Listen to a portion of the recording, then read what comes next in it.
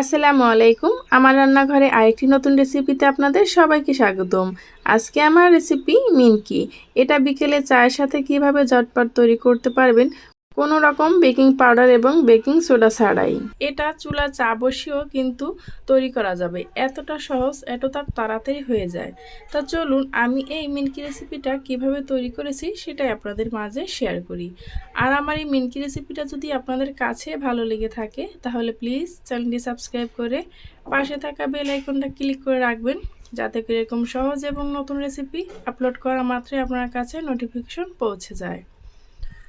প্রথমে আমি এখানে নিয়ে নিলাম 1 কাপ আটা।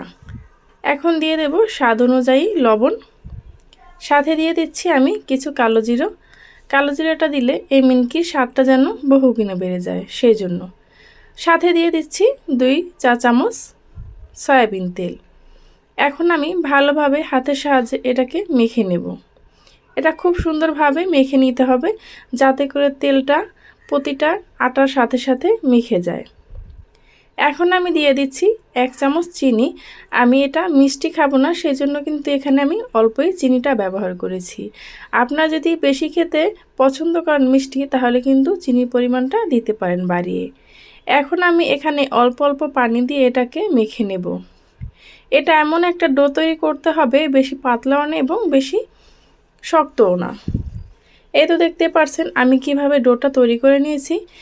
এখন আমি রেস্টে রেখে দিয়েছিলাম 20 মিনিট। 20 মিনিট পর আমি ডোটাকে হাতের ভিতর নিয়ে ভালোভাবে একটু ময়ান করে নিচ্ছি। দেখতে পাচ্ছেন এই ময়ানটা আপনি যত ভালো করে দেবেন মিনকিটা কিন্তু ততই ভালো হবে।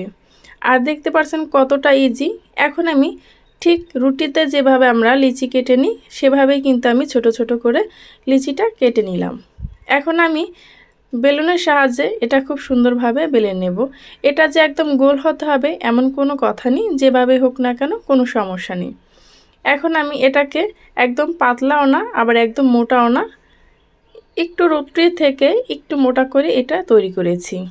এখন আমি পিজা কাটার দিয়ে কেটে নিচ্ছি। আপনারা চাইলে ছুরি দিয়েও এটা কিন্তু কেটে নিতে পারেন। যাদের কাছে ছুরি পিজা কাটার কোনোটাই নেই তারা কিন্তু স্কেল দিয়েও এটাকে কেটে নিতে পারেন। এখন আমি লম্বা লম্বা করে কেটে নিয়েছি। দেখতে পাচ্ছেন একদম মোটাও না একদম চিকনও না, মিডিয়াম সাইজ করে। এখন আমি কিনার থেকে একটু কোনা কোনা করে কেটে নিচ্ছি, যেভাবে বরফিগুলো থাকে সেইভাবে। এখন আমি এভাবে করেই সবগুলো বানিয়ে নিয়েছি। এখন একটু ছাড়িয়ে নিচ্ছি। এখন আমি এগুলো ভাজার জন্য কড়াইতে তেল বসিয়ে দিচ্ছি। আর এগুলো ভাজার জন্য পর্যাপ্ত পরিমাণ তেলের প্রয়োজন আছে, সেজন্য আমি বেশি করে তেলটা এখানে ব্যবহার করেছি। আর অল্প অল্প করে দিয়ে একটু হালকাভাবে নাড়িয়ে চাড়িয়ে দিতে হবে, যাতে করে একটার সাথে একটা না লেগে যায়। তারপরে মিনকিটা ভাজতে হবে মিডিয়াম টু হাই হিটে রেখে, তাহলে একদম খুব সুন্দরভাবে মুচমুচে হবে। লো হিটে যদি আপনি ভেজে নেন তাহলে কিন্তু এই মিনকির ভিতরে তেলটা চিপচিটে হয়ে যাবে। আর হাই হিটে ভেজে নিলে এটা মুচমুচে হবে না, উপর থেকে কালারটা চলে আসবে। এখন আমি এটাকে ভালোভাবে ভেজে নিচ্ছি। অবশ্যই ভাজার সময় একটু ধৈর্য ধরে ভেজে নিতে হবে। এখন আমি একটু উল্টিয়ে পাল্টিয়ে দিচ্ছি। আর দেখতে পাচ্ছেন মিনকিগুলো সব একদম ফুলে গেছে। আর কতটা সহজে এই মিনকিটা তৈরি করা যায় সেটা তো দেখতেই পারছেন। আমি যে বললাম 5 মিনিটের মধ্যে এটা তৈরি করা যায়। চা বসিয়ে দিয়েও কিন্তু আপনি এটা তৈরি করে নিতে পারেন।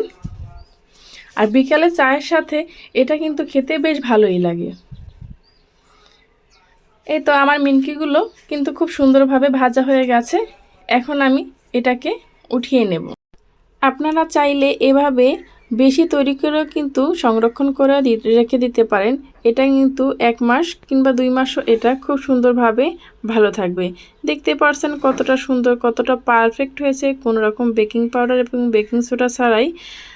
আমার এই ভিডিওটা যদি আপনাদের কাছে ভালো লেগে থাকে, আবারও বলছি প্লিজ চ্যানেলটি সাবস্ক্রাইব করে পাশে থাকা বেল আইকনটা ক্লিক করে রাখবেন, যাতে করে আমি এরকম সহজ এবং নতুন রেসিপি আপলোড করা মাত্রই আপনার কাছে নোটিফিকেশন পৌঁছে যায়। পরবর্তী ভিডিও নিয়ে আসা পর্যন্ত সবাই ভালো থাকবেন, সুস্থ থাকবেন। আল্লাহ হাফেজ।